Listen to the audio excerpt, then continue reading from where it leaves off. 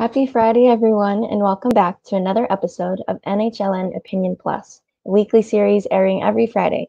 This is a space for opinions where we talk about current events and questions the Latino community is curious about. Today, we are joined by Mayor Jim Donchess of Nashua, who's currently serving his second term as mayor since being elected in 2016. He's an expert within this position as he's already served 2 terms as Nashua's mayor starting in 1984. Thank you so much for joining us today. Welcome, Jim. Well, nice to see you. Glad to be with you. Of course, it's a pleasure. I was hoping we can jump in and first off hear about what the pandemic's biggest effects have been on your office, along with other crucial city services, and how you've been able to respond to these challenges. Well, of course, public health, our public health department is at the forefront of the city's response, and therefore their role has changed very significantly in that it has really expanded. They're doing clinics for testing, for vaccinating, working with patients who've tested positive for COVID-19. But beyond that, at least the city services have remained pretty much the same, except that they're in some cases administered in a different way. Public Works has continued to do its operation as normal, plowing streets, picking up garbage, and all of their work. City Hall operates much of the services remote or by appointment. In New Hampshire, we register cars at City Hall, so that we're doing by appointment. Otherwise appointment run. There are certain services that are completely remote. For example, a lot of the building code inspections are being done remotely, things like that. Where we've been impacted the most, of course, is in the schools, because schools have either been in a completely remote or a hybrid approach since about a year ago. The students are now gradually coming back to school, but that's where the biggest impact has been. Right. Absolutely. That makes sense. So relating to COVID-19, we all know that it has disproportionately impacted people of color across the nation. And Nashua has the largest population of Latinos within New Hampshire. What have been major challenges do you believe your Latino community continue to face from last year and entering into this new year? Well, as you've suggested, we know that the Latino population is more vulnerable to the disease. At least that's been statistically what's happened across the United States. So we've tried to be very active in reaching out to the Latino community and providing the support that people need. For example, right now we are running, Public Health Department, the Nashua Public Health Department, is running community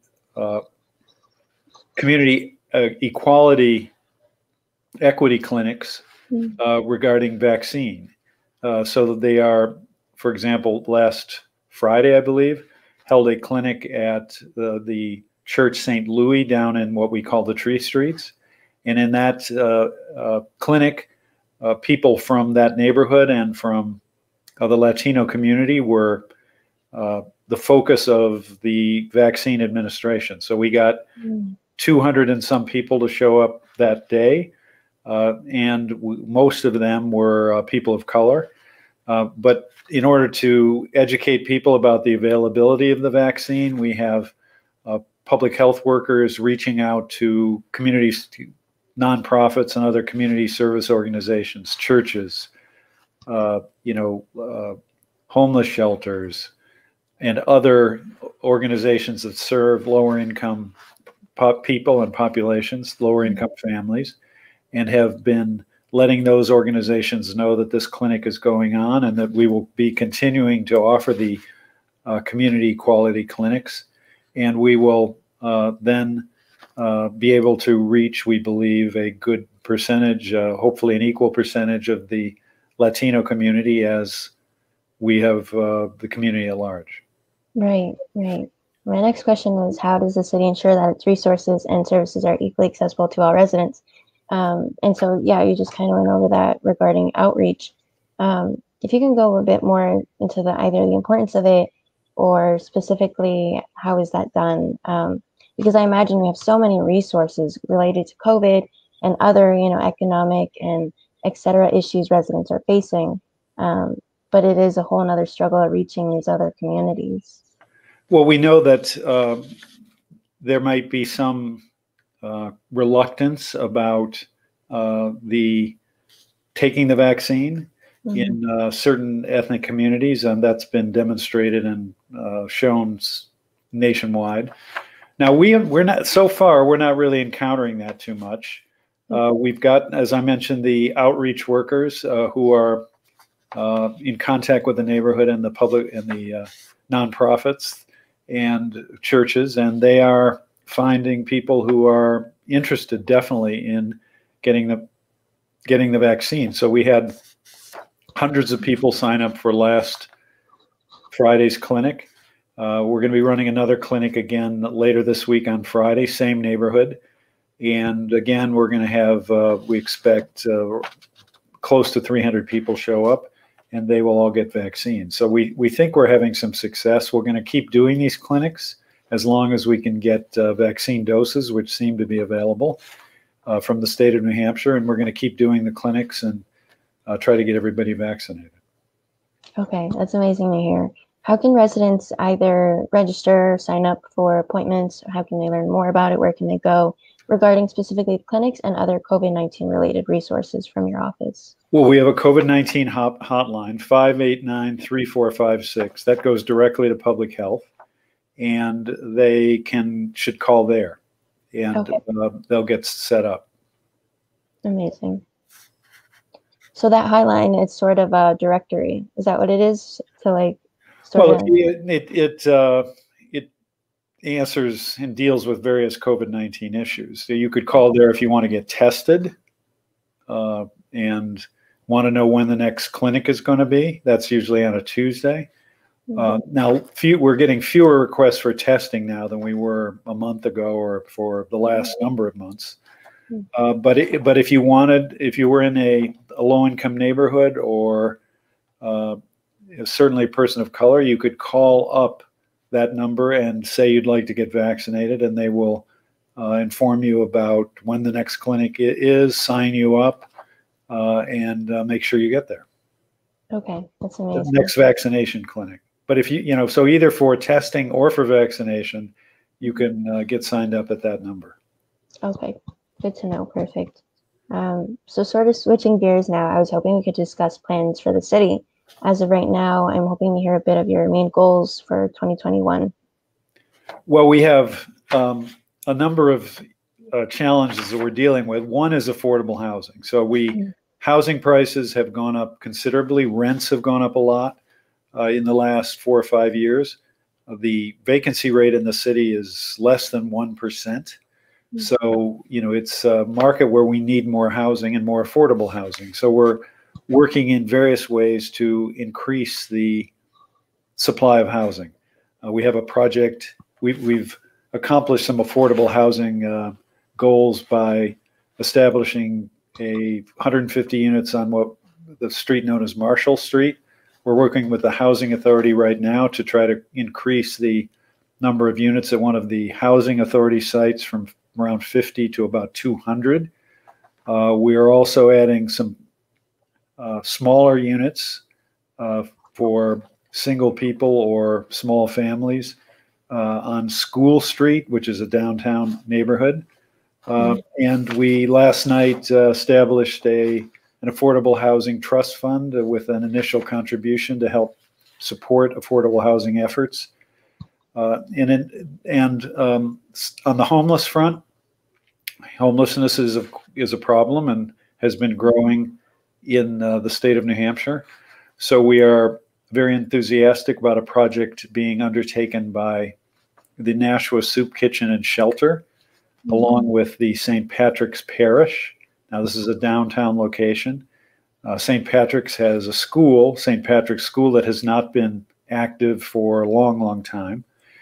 So that is being leased by the diocese to the Nashua Soup Kitchen and Shelter.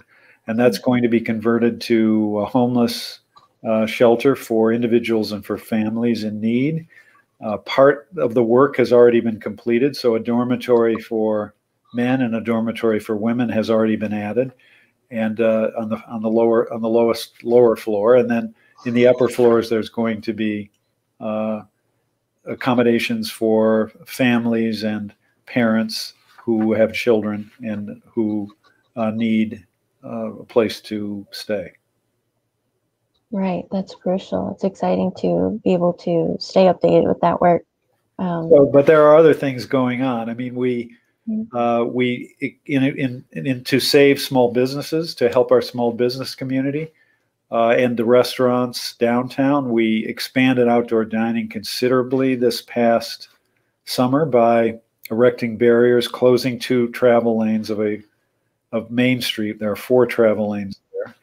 This was highly successful. People flocked to downtown. More people were downtown than ever before. This helped save the restaurants. So we're going to renew that again this coming year. Other things, we have a river that goes through downtown, the Nashua River, hence the city of Nashua named after the river. That's a Native American name.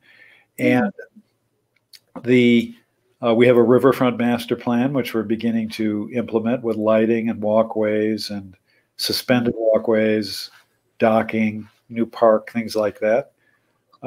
Those are a number of the things that are going on now. Right, that sounds very exciting. So it's a variety of things, crucial work, but also work that sort of just sounds like a breath of fresh air. Yeah, so the community is very cohesive. I think we have a lot of people who are interested in making Nashua an even better place to live. So we have a lot of citizen involvement. Right, that's good to hear. That's great to hear. So sort of my last question is, regarding your high population of people of color and Latinos, especially within your community, how important is it to advocate for inclusivity and diversity within a city with such a diverse population? And how can you do that within your role? How have, you have some time, obviously, as mayor. So how can you do that? Yeah. Well, the inclusivity, everybody is welcome, everybody is included, everybody is valued, very important. We became officially a welcoming city a few years ago. We also participated in the My Brother's Keeper Challenge put forth by President Obama. We did that near the end of his tenure. We have a cultural connections committee which reaches out and includes all ethnic groups, and we run when we can without COVID, a annual festival for all of the ethnic groups and populations in the city. So we try in many ways to make it clear that everyone is valued, that everybody is included. We want people to feel at home here, and we value every resident. That's amazing to hear. Oh, excuse me.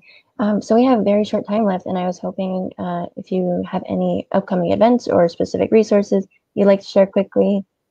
Well, speaking of inclusivity, we have a Black History Month celebration tomorrow, 3 o'clock or 3:30 at a facility known as Holman Stadium.